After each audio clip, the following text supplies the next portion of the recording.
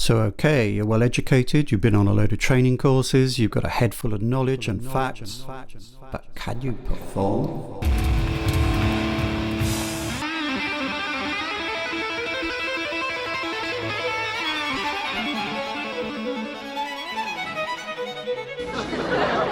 It has been a hard day's night.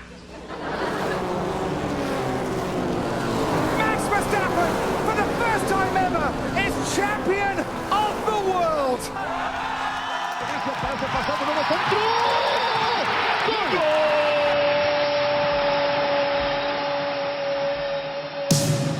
Welcome to The Learning Hack, a podcast about the people and technologies that are creating the future of learning. I'm John Helmer. Now guess what? Learning is cool. Learning is cool. Learning is cool. I'm learning. Learning is fun. And knowledge is power. Knowledge. Education.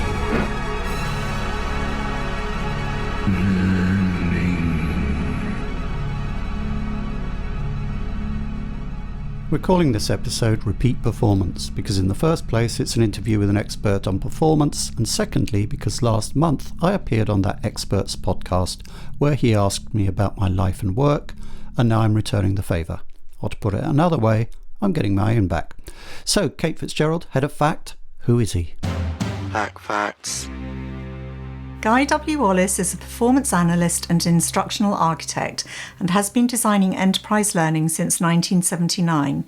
He's been a partner owner at 3 consulting firms and has served more than 80 consulting clients, primarily in the Fortune 500.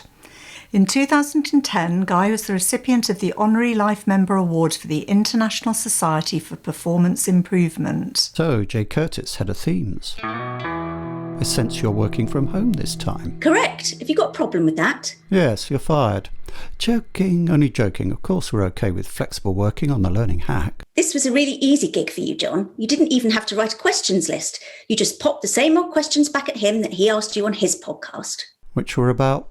His background and his lifelong commitment to performance improvement within organisations. We featured Guy in our sister podcast, Great Minds on Learning, as part of the episode on workflow learning. He is uncomfortable with being referred to as a theorist, since his work has always had an intensely practical focus, and his natural modesty causes him to push back on some of the more laudatory things we say about him. When you listen to this interview, however, and hear how steadfastly he has stuck to his evidence-informed, empirically based approach to improving performance within organisations through his life, I think you'll agree it really is a pretty great mind we're dealing with here.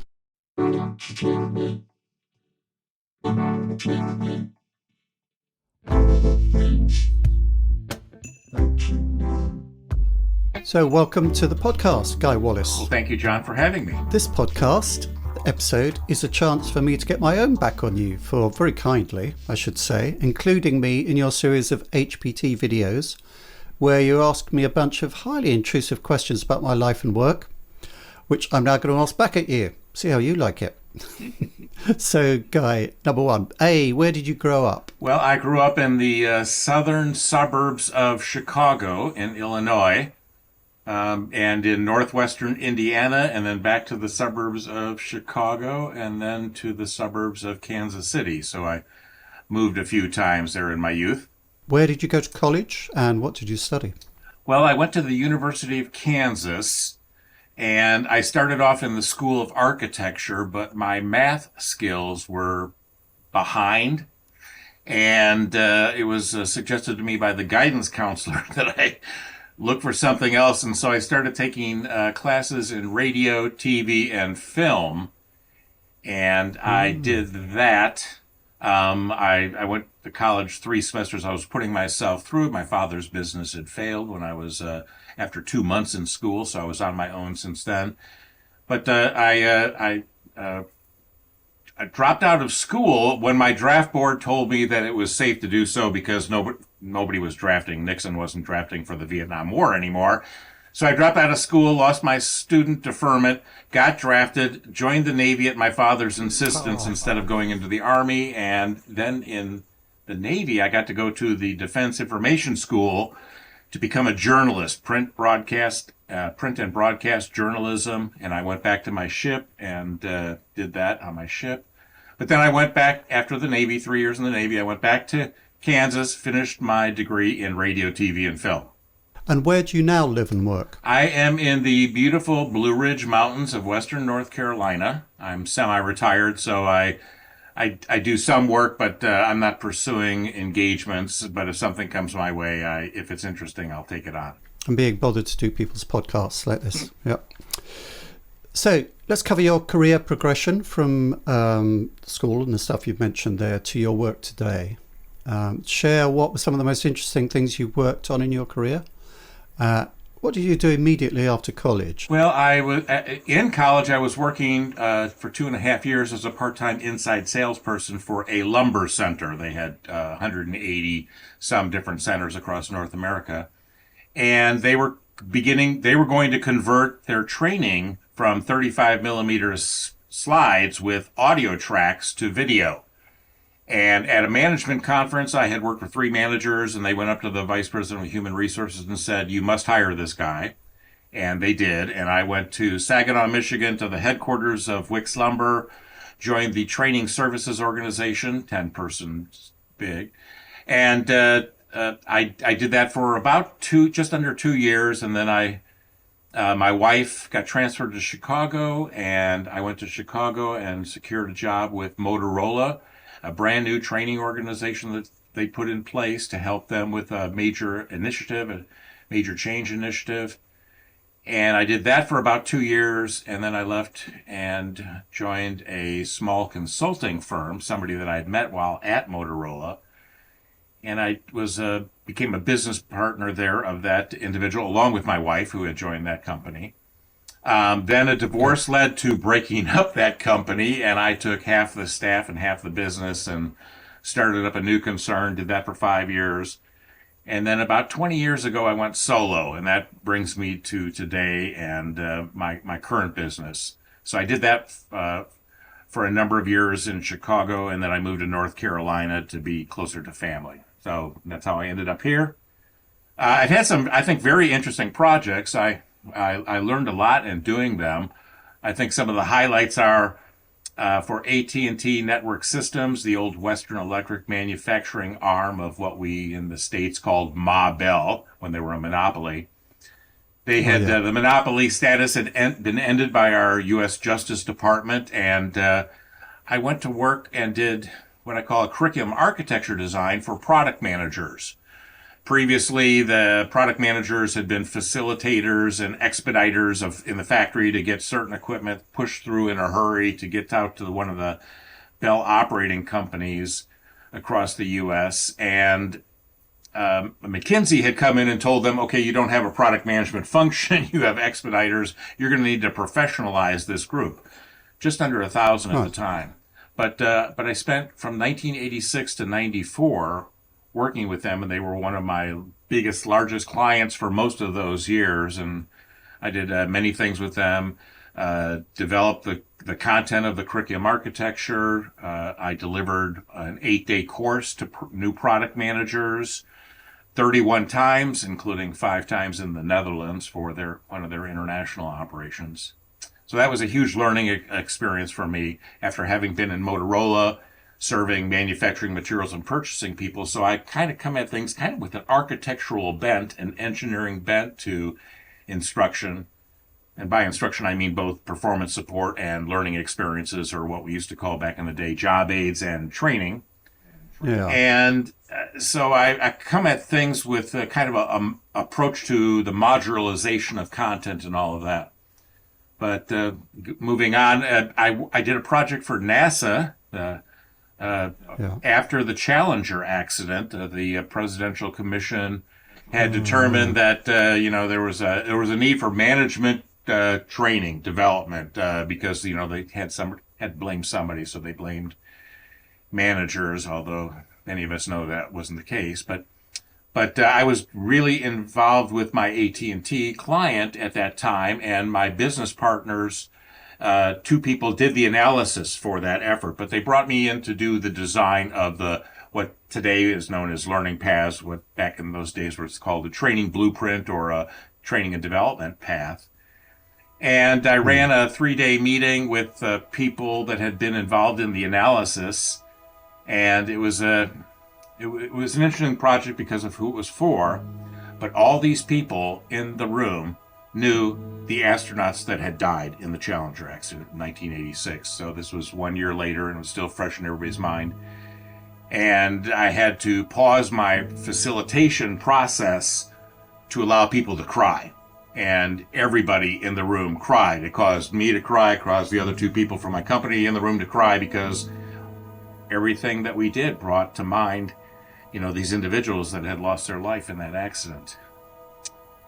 So that was a very interesting project. And again, we were looking at, management and what's the job and outputs and tasks, and how do you then architect or engineer a modular curriculum to address the performance needs, because they varied from manager to manager. So there was all that in that.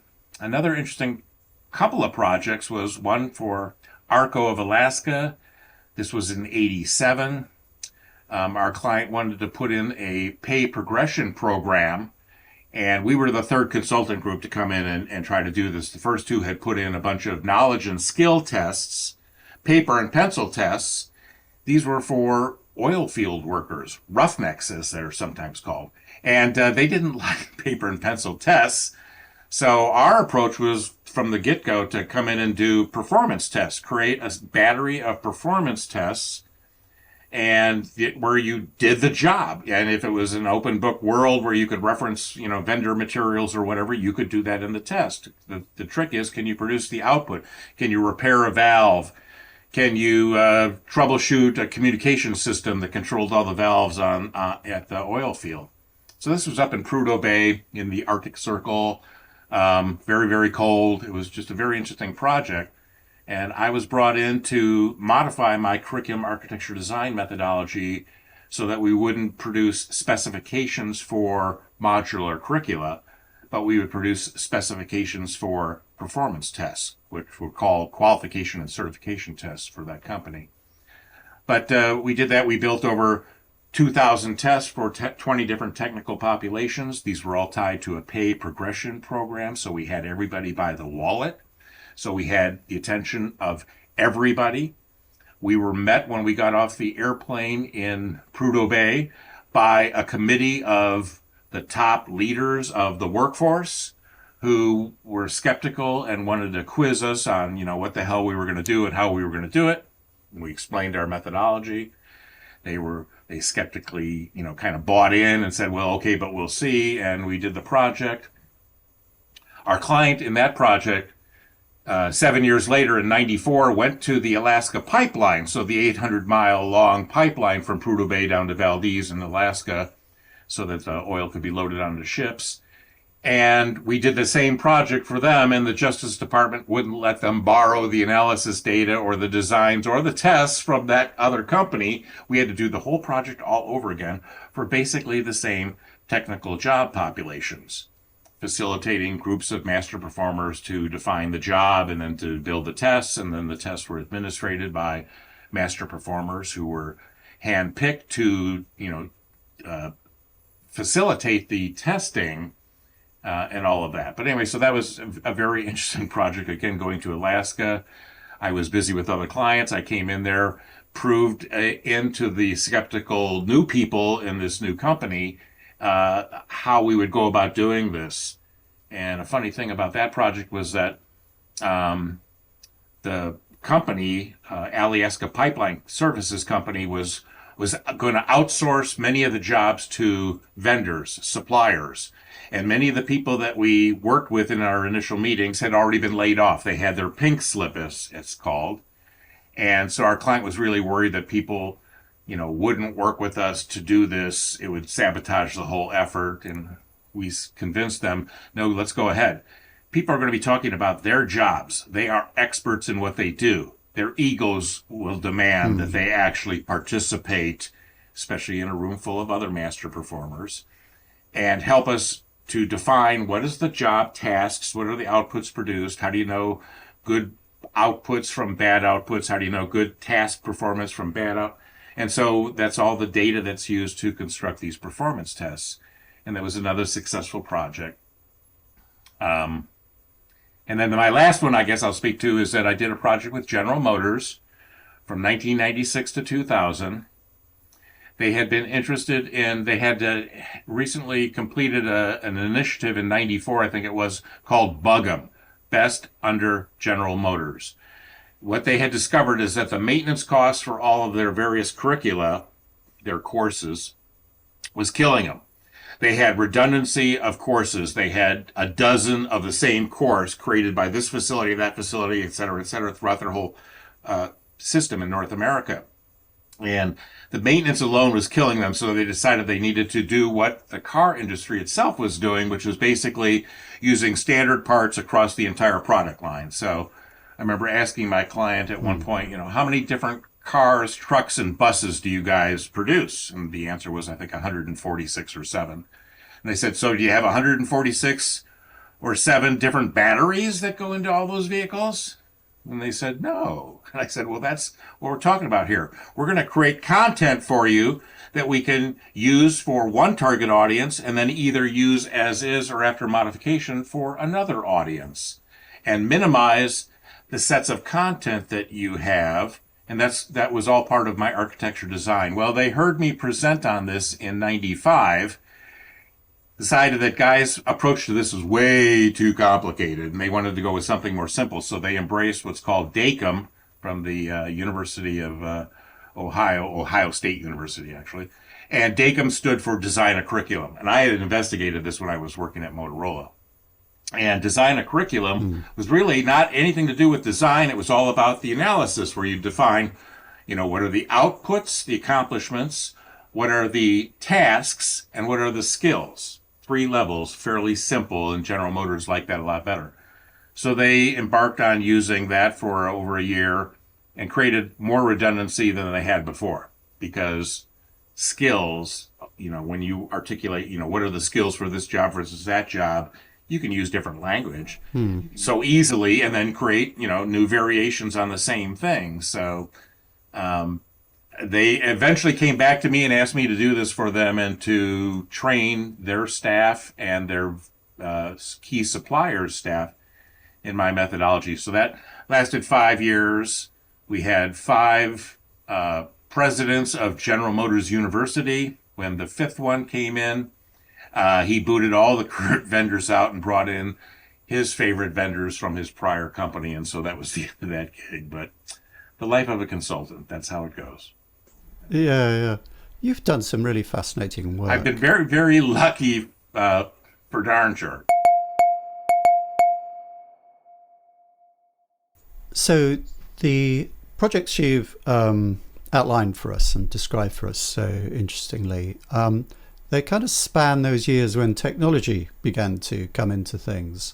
So could you tell us a little bit about your first exposure to what you call HPT, which sounds a bit like a medical condition, but stands for Human Performance Technology?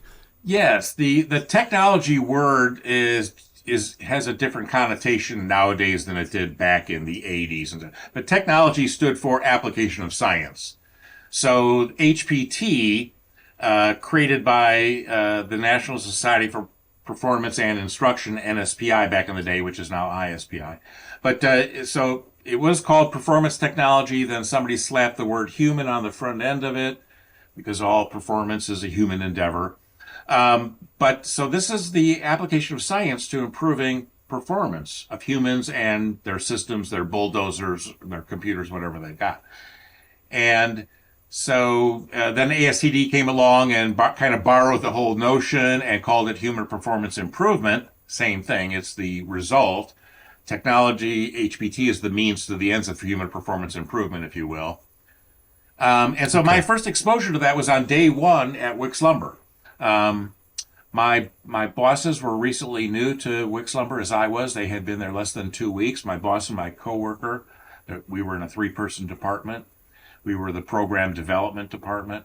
And they brought in and introduced me and then schooled me, trained me to approach instruction in a performance-based way. And they embraced the methodologies of a guy named Gary Rumler, the late Gary Rumler now. Tom Gilbert, and Bob Mager, and Joe Harless were the first 4 people that I really got exposed to in their approaches and methods. And so that was my very first exposure. So I've been doing this since day one. Didn't know any better. I have a radio, TV, film degree. Don't know anything about training or instruction or learning. And they kind of schooled me in that for that first 2 years that I was there. Some great mentors to have. Maybe I should ask the question about what I thought that question meant, but didn't. When did the kind of digital technology side of things become an issue, and how do you kind of see that as having happened? Has it been a good thing, bad thing, bit of both? Well, I think that I think ultimately it's good. It's been poorly addressed, I think, but to me, in the 43 years I've been in the business, the only thing that's really changed is the technology, the digital technology, the computer technology that enables us in doing our work and deploying it or making it accessible. So computers were kind of a brand new thing. I didn't get a computer on my desk until I was in the consulting group. At Motorola, we had computers in our department, but there were administrators, the former secretaries, that actually did all that kind of stuff for us. But eventually it got to every last person. And then there was computer-based training in your company, intranet kind of thing, and it was very limited in terms of what you could do with that. But I started doing that kind of training for my clients back in the early 80s.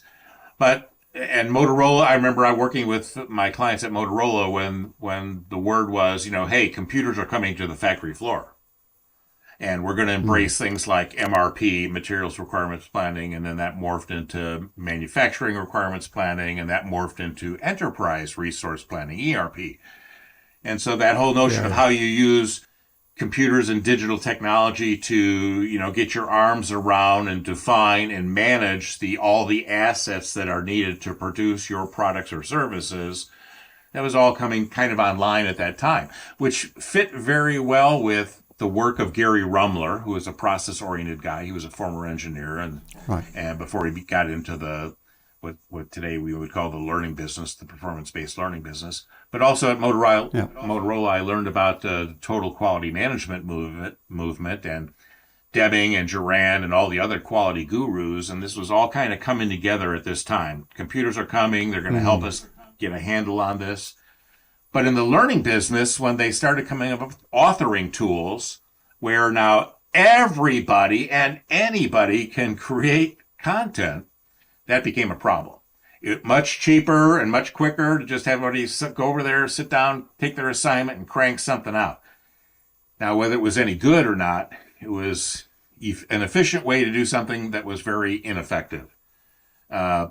Subject matter experts that were asked to create content for their companies are subject to this situation where their most knowledge is non-conscious. What the research shows, people like Richard E. Clark, professor emeritus from the University of Southern California, for decision making, 70% of what knowledge is used to make a decision is inaccessible to the person making the decision. They can't tell you. You can ask them, their egos will demand that they give you an answer, but that answer might be accurate, it might be appropriate, but it'll be incomplete. It'll be missing up to 70% of what a novice would need to make a similar decision. So that's cognitive task analysis is his methodology to go after that. And the other part of task performance is behavioral tasks, the things that we can see, we can count, we can measure. So that's observable. But experts will only be able to identify up to 60%. So that means they'll be missing 40% of the things that they do and we can see, and we might catch those gaps when we observe them. But that other issue of cognitive, so when authoring tools became available, subject matter experts were creating content that was incomplete and didn't give the new performer, the novice performer, what they needed in order to do the job. So what we did is we packaged a bunch of content into formal learning And that forced then people to go into informal learning immediately afterwards because it was incomplete. So they didn't have everything they needed in order to go perform.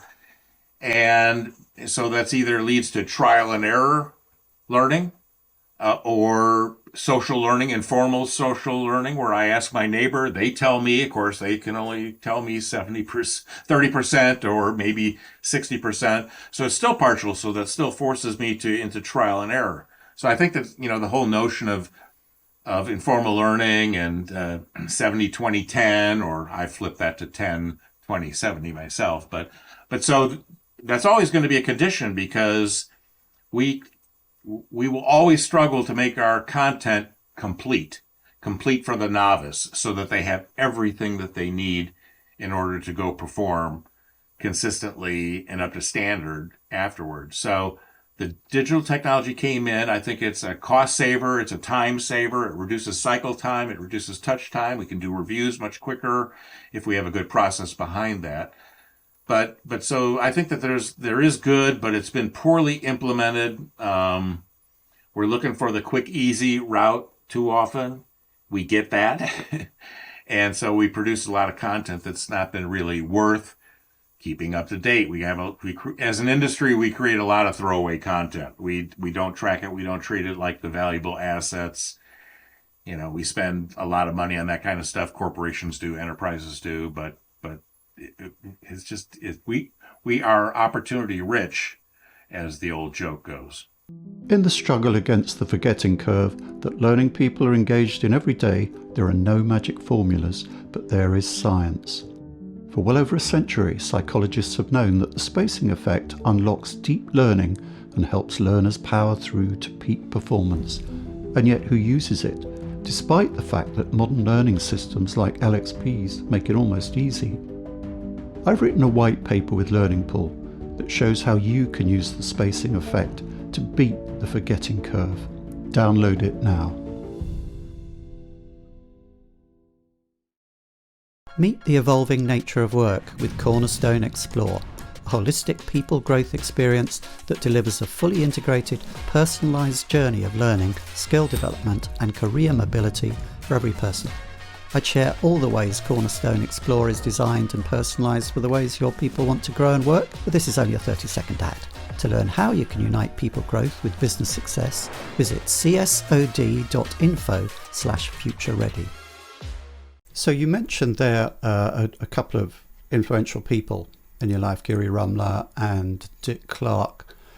Who or what were your biggest early influences in your practice of evidence-based performance improvement, which is really what you do?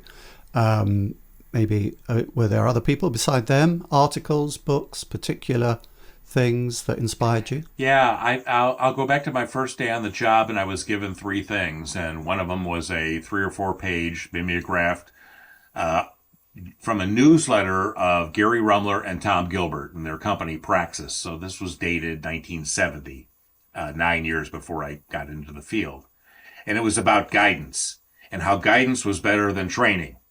And guidance later on became known, or was known at the time, by the time I got involved, as job aids or performance support or workflow learning. So this notion of guidance. So I was told that read this thing first.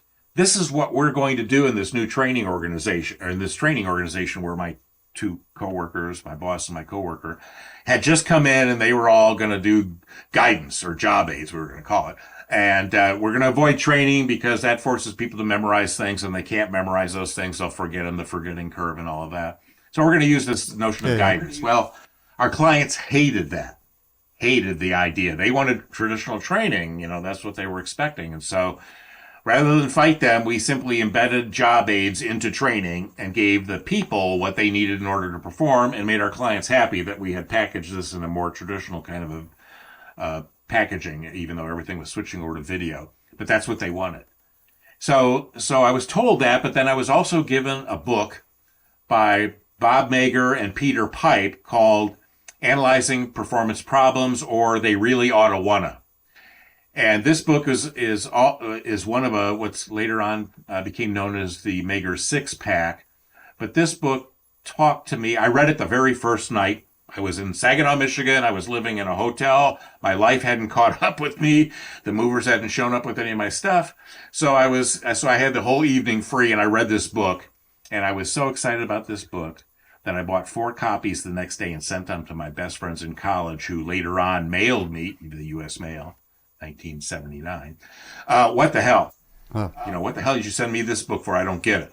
But anyway, but it had really lit me on fire, because we were going to do performance-based instruction, and we were first going to decide whether or not knowledge and skills deficits were the issue, the root of a problem or opportunity. And we're not going to do training if it's not going to solve the issue. And that really fired me up. And that was really probably deeper than the newsletter article in terms of what is performance technology or human performance technology. Then they also gave me, the third thing they gave me that very first day was Tom Gilbert's book from 1978, 1 year earlier, Human Competence. Now, it took me 3 times to get through that book, and I didn't probably read it for another year or so before I actually, and it was when I started in chapter 10, read to the end, and then went back to the beginning and read it, then I could read the whole thing. It made sense to me, but I had 2 false starts before I actually got through the book. But so that was the Human Competence book, was very impactful to me also. It was an advanced organizer for what I was going to see in professional groups, local chapters and national conferences, when I'd look at people's task lists and things, and I could never make rhyme or reason out of them, because I'd been, oriented a certain way already. I was looking for, what's the outputs of your tasks? Here's a bunch of tasks, random task listings. You could have alphabetically organized them for all the good that they might do. But Gilbert wrote about the cult of behaviors. And it was his critique of the training business, learning business back then, that too often we addressed behaviors if they were the be-all, end-all. And behaviors are a means to the ends of outputs, or what he called accomplishments. And so the cult of behaviors is where we treat behaviors as the only thing. We train people on behaviors. We don't say situationally you might behave this way or that way, the complete opposite, depending on the situation. We too often simplify things and get caught up in looking at behaviors. And the same is true. Then we look at topics the same way. We don't teach you how to apply them in your real world, an authentic practice with feedback. We don't teach that. We teach you a topic. We teach you a behavior. Sometimes we teach tasks without talking about, well, what are you producing? So, because that's the ultimate criterion, was that output worthy? Is that a good one? Does it meet the stakeholder requirements?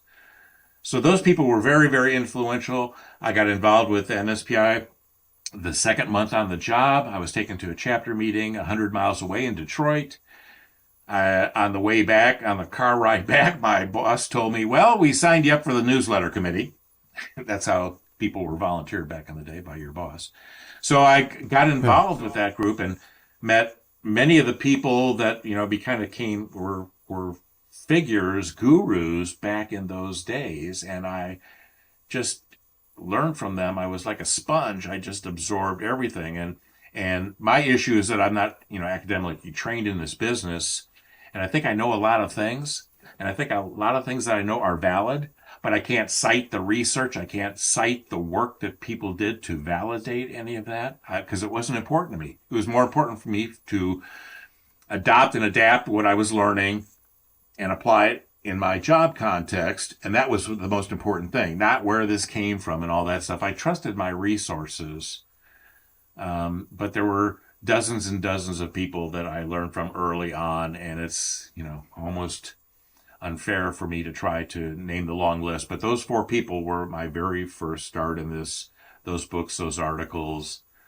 Nowadays, some of these people are on videos, and so those would be worthwhile for others to follow up with.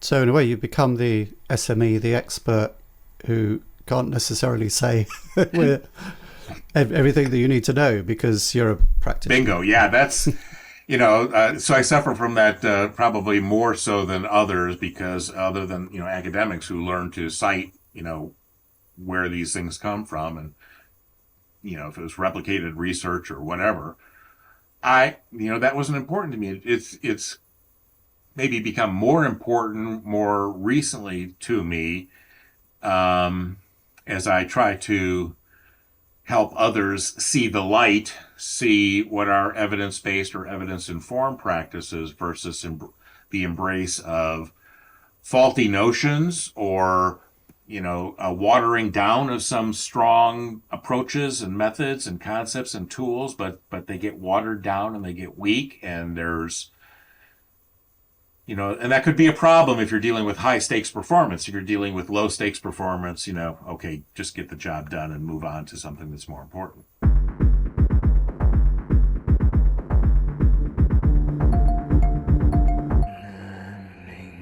So it's been fascinating to hear the story of this and of your fascinating career and how you came early on, by the sound of it, to your focus on performance improvement and how that's developed through your career.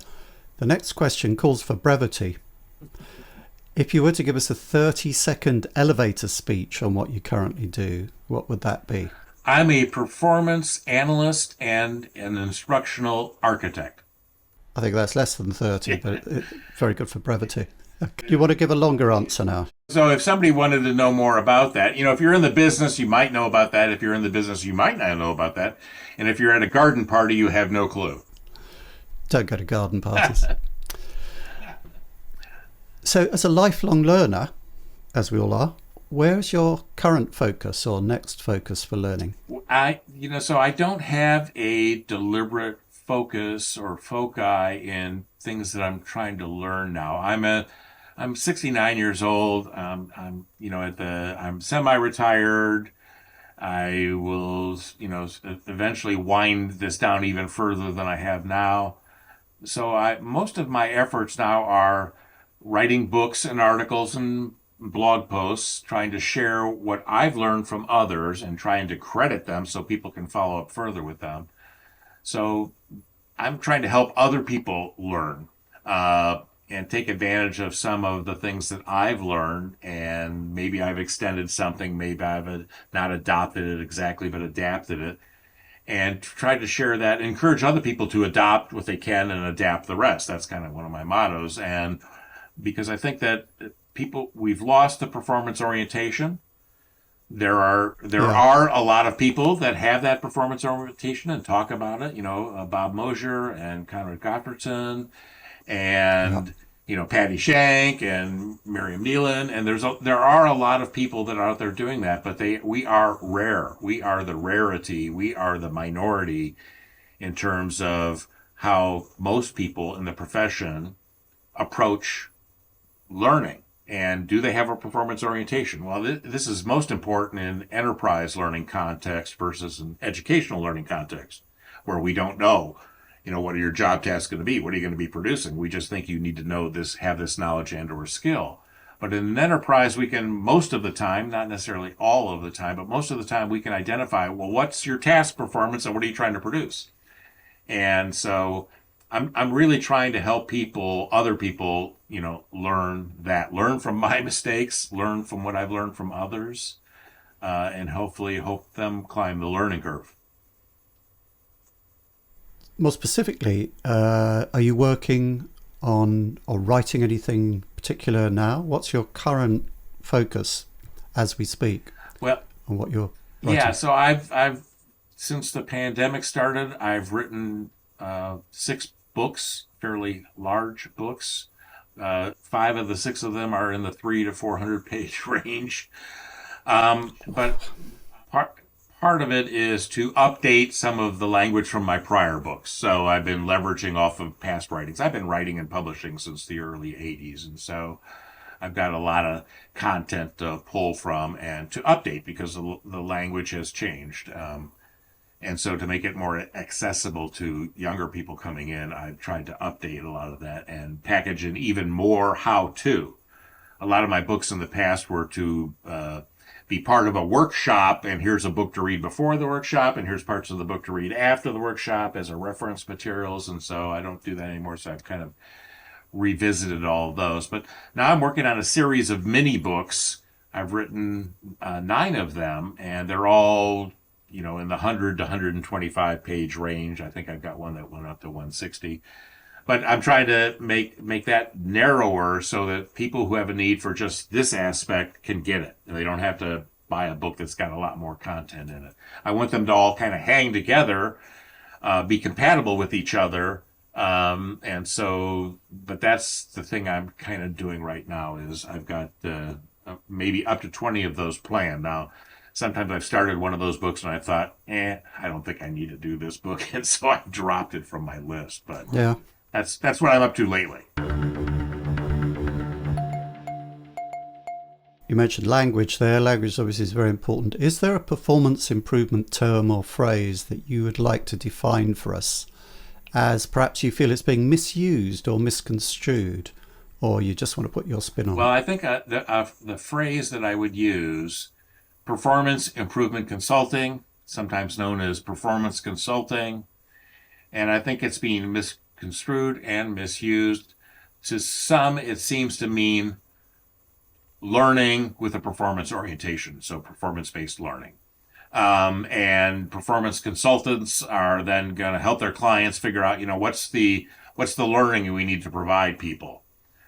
But the late Joe Harless back in the 80s said, he's got a problem with people who call themselves performance technologists when everything that they ever produced is training. And yeah, so my model that I've borrowed, and it's a mashup of the Ishikawa diagram from the 1950s in Japan, influenced by Deming and the quality movement, and then Tom Gilbert's behavior engineering model from his book from 78.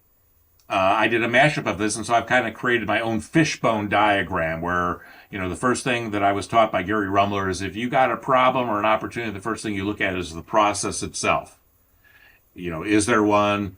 Is it any good? Are people, if there's one but no one's using it, why? So it's all that. Focus on the process and then begin to look at what I call the enablers of that process. There's human enablers and there's non-human enablers or environmental enablers.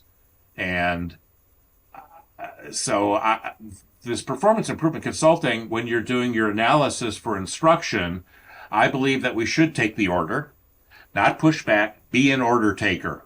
And then use a process and a methodology that takes your clients along on the journey for analysis or discovery or whatever you want to call it, and uncover for them what's really going on. And are the gaps in ideal performance a cause of people's knowledge and skill deficits, or is it a lousy process, or is it lousy data and information, or is it lousy tools and equipment, or is the consequence system out of whack with what you want? And oftentimes, the numbers vary on this, but all the gurus in the past used to say, maybe about 20% of the time it's going to be a knowledge and skill deficit if you're addressing a problem. So, my saying on this is that if a training request is for new hires, that's to be expected because they don't know. They need instruction, they need training, they need learning. Yeah. But if the training request is due to a performance problem, to solve a performance problem, that should be suspected. Nonetheless, I believe you should say, yes, I'll help you with that. And Joe Harless taught us all that we should say, yes, and I can help you even more if we can do this front-end analysis. And then my thing is that let's see what the data tells us. And then it's a business decision to continue on with a learning development effort or to pivot to a performance improvement and non-instructional effort to fix the process, to fix the data, to fix the consequence system or whatever. And if that change that you implement it requires instruction or learning to support that change, then you could be involved in that. But we shouldn't lead with, I'm a performance consultant and so therefore I'm going to help you figure out what learning you need. That's beginning with the solution in mind and not the performance in mind. Solutioneering. Yes. Okay. You mentioned some of your early influences. What about more recent influences? Could you give us a list of some of the people who've influenced you more recently regarding your evidence-based practice for performance improvement? Who's around at the moment that you rate? You can mention as many Learning Hack podcast guests as you like. Well, I do enjoy your Learning Hack podcast, and I've written a list here. I wasn't fishing. Sure. All right. So Judy Hale, Civil Asylum Tyagarajan, which most people know as Tyagi. Harold Stolovich, Roger Addison, Klaus Wittkum, Jim Hill, Richard Clark, Jeannie Farrington, Clark Quinn, Matt Richter, Will Tallheimer, Patty Shank, Miriam Nealon, Julie Dirksen, Jane Bozarth, and dozens and dozens and dozens and dozens more. There's a lot of good people out here that people should be learning from, and that I have been learning from of late. And so these, I think that, today we have the digital networks. It's so easy. Back in the day, we had to go to the monthly conference, the local chapter meeting, and then go to the annual conference, and there'd be 2 or 3 conferences here in North America that people would go to, and you were quite limited. Now we have a wealth of resources and ways to connect with people. I think that that's really important. And so, I started a series of blog posts back in 2012. I called it my First Friday Favorite Guru series. And the first Friday of every month, I tried to acknowledge, people that had been influential to me, direct mentors or indirect mentors. They didn't even know they had influenced me. But I wanted to acknowledge them and share that so that people might take a look at what those people had to offer, because they were very important and instrumental in my development. And so I had 42, and then I added 2 a few years later, and I just this morning made a list of another 15 people to add to that list. So there are many people, and there's a lot to learn from. There's a lot of good people out here doing really good work. And lots of future guests for my podcast. So last question. Do you have any parting words of wisdom or guidance, a word you mentioned earlier on, for our audience, especially for those new to the field, related to all things performance improvement? Yes, I'm going to assume that most people here are in the learning and development field, profession. I think that mostly focusing on the performance requirements is number one. I have 3 things here. So number one is focus on those performance requirements and enable them, whether that's with learning or something else. And if you're not an expert in that something else, help your client find the right people to affect performance, because that's what it's all about.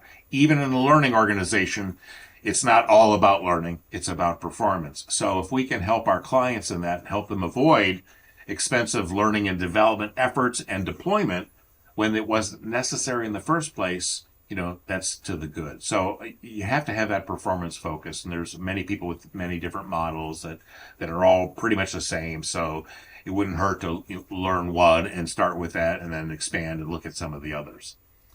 I think the second thing would be, you're coming into the field, network. And just like your mama told you back in the day, be careful who your friends are. And so be careful who's in your network here. You need to begin to develop a sense of what's valid and what's not, what's snake oil, what's foo-foo, and avoid people who, they may be nice people, but they're espousing things that are not valid, and they will send you down the wrong path.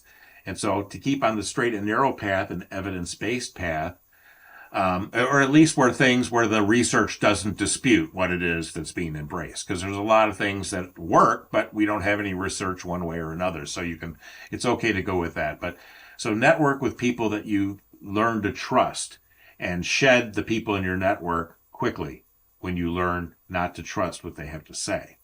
Or at least don't take their advice to heart. I think the one thing I learned from Tyagi, and then I also learned this from Fire Sign Theater, a little group that was from the 60s and 70s, and their 4th album was "We're All Bozos on This Bus." So bozo's a clown for those who don't understand that.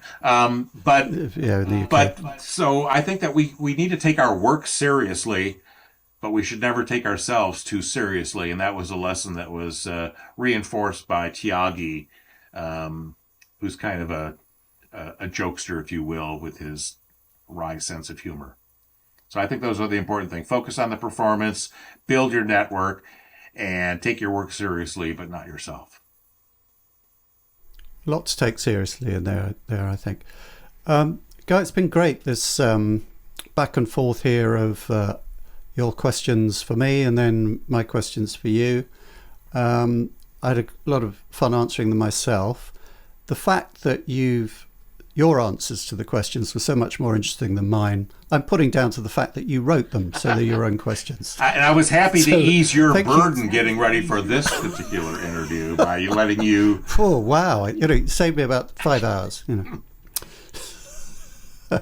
But thank you very much for agreeing to appear on the podcast and for taking the time today and just for being fabulous. Thanks a lot, Guy. You're most welcome. That's all on the Learning Hack podcast for this time. Many thanks to Guy and to our sponsors Learning Pool and Cornerstone. The Learning Hack is completely independent and transparently funded by sponsorship. If you want to help others find us, please like, follow, rate, review and subscribe on your podcast platform of choice or on YouTube. I'm off to the Learning Technologies exhibition and conference in London now, back as an in-person event after 2 years. And we'll be featuring a Learning Hack special recorded mainly at the show next time. Great Minds on Learning Season 2 has now come to an end and we're in the process of preparing Season 3.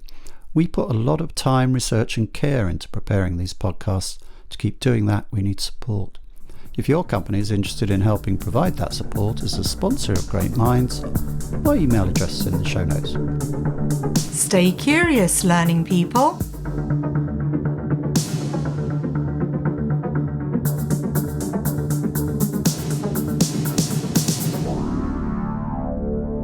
Now I finally get it.